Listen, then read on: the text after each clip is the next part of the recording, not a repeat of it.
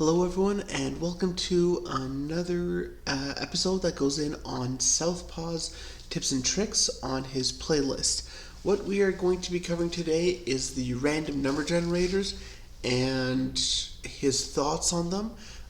When it says I, when I say I in this instance, I'm referring to Southpaw speaking about himself. If I interject with my own personal thoughts on the side, at that point I will make sure to clarify that I'm speaking about myself and my own experiences as well.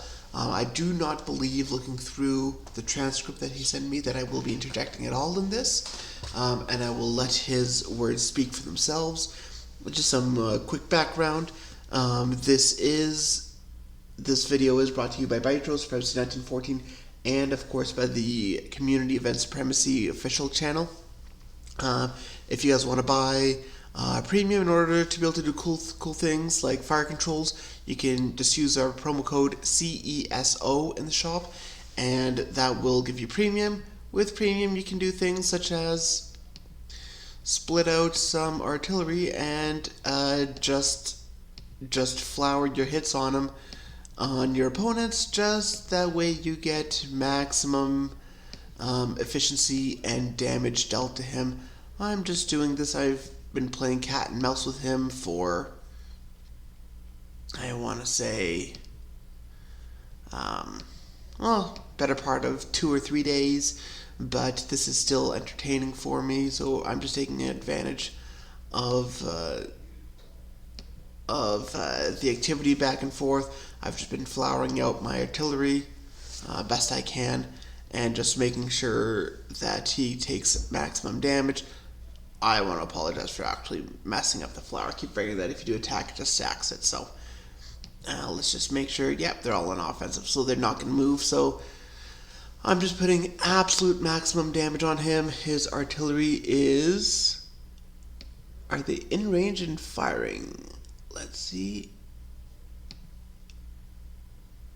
Ooh, I should be able to hit them and they're out of the fort. So I'm actually going to be readjusting over to that later.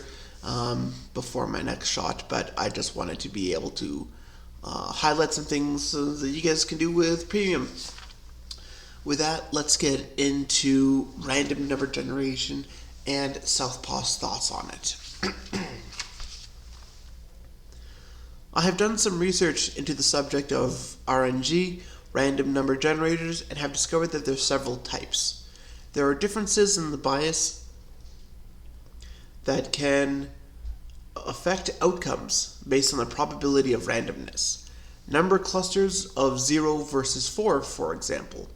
There are a few references of good generators that I found that apply to games. Most are labeled as good enough for who it's intended for in the research articles that I read. I, Southpaw, became curious as I read on these issues. If the bias can be relative to a player themselves, as some see times where their luck based on the RNG outcomes differs from different games they enter where there are significantly different rankings of the players.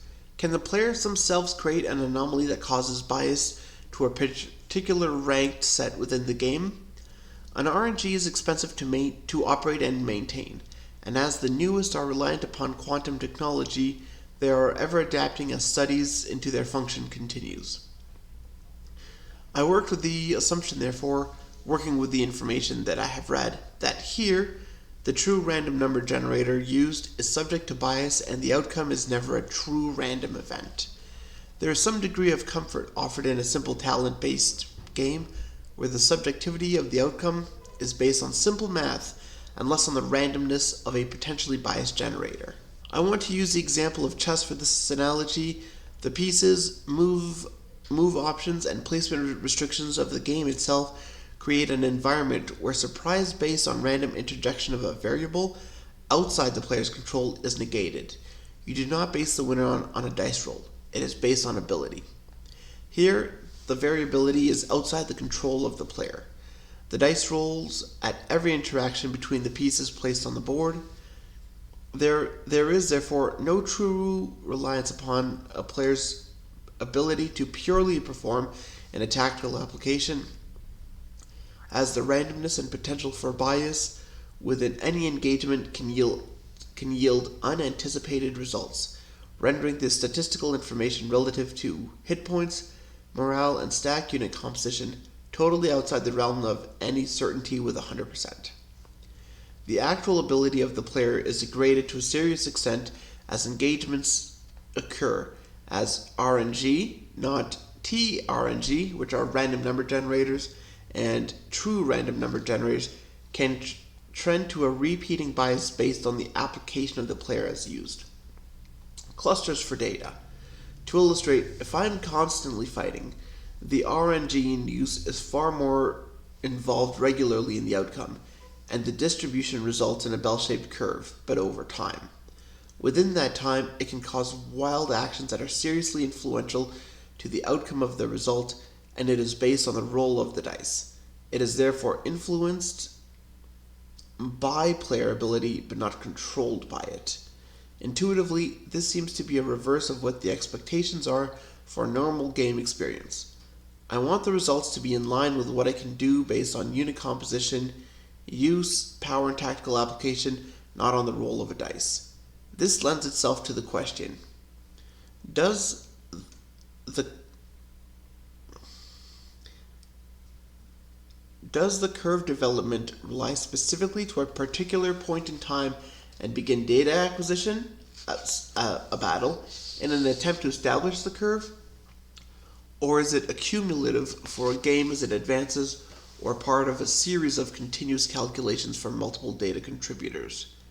In layman's terms, do they leave the engine running for additional trips when you get out of the car, or do you shut it off and restart every time? If specific to time and specific unit, the RNG never develops the curve. It is not balanced in its application, therefore, and can be biased as a result. If clustering is compounding this as it applies to every battle due to it not having enough data points to establish a curve during the first calculation, repeat number simulation, habitual clusters, bias again can be encountered. If it uses these data points and continues the data collection using each contributor within the population in order to establish a universe. Establishment of the universe is necessary to claim the Six Sigma rule is as follows. Otherwise, it is not a true reflection of the development. It would be inconsistent size sampling of subgroups. This again can be artificially biased data points if clusters are present.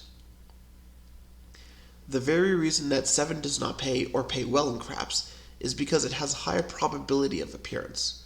What we see is habitual. We assign variation in the output as luck, when in actuality it may be a bias that a player encounters. Depending on how the curve is developed, the distribution end result then can skew, adding credibility to the appearance of a series of battle or a string of games we attribute to this bad luck. The percentage, and this is my own information that I'm adding onto this, the percentage to which he's referring to that battles can skew up or down is 10%. So battles can skew 10% up or down, and that is something which has to be taken into consideration. It is not something which we can factor into on a regular basis, but it is something that we do face and encounter. So whenever we look at battles, we try to take that 10% manually up or down. On the dxcalc.com/S1914, it's a battle calculator made by Dexter.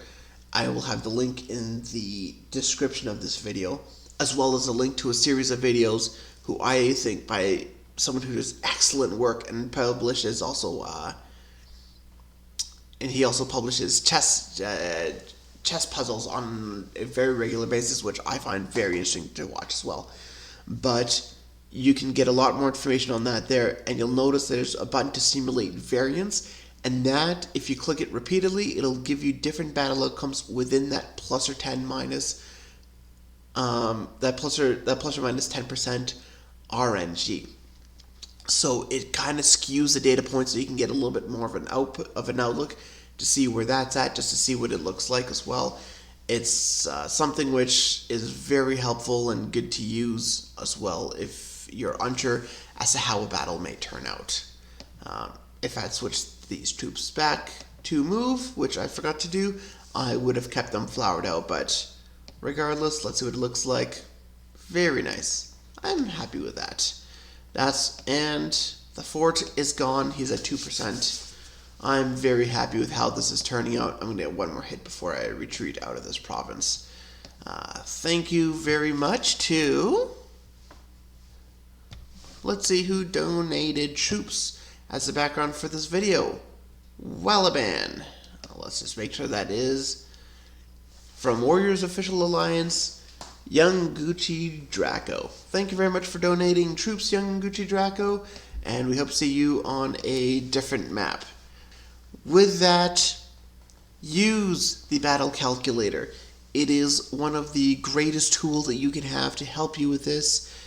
Always remember the plus or minus 10% RNG factor on your battles. If a battle is incredibly close and it's going more than 12 hours or 12 rounds of battle, it's too close and the RNG can tip it one way or the other, and it is something for you to be careful of. Even then, you can always expect to gain more or have less troop losses or kills due to this RNG. Take that into consideration, especially if you're calculating on razor thin margins just to get maximum efficiency on your troops. Sometimes it's best to allow for a little bit more overkill to happen just to avoid this RNG from kicking in. Thank you very much for watching. Remember to like and subscribe, and I'll see you guys next time.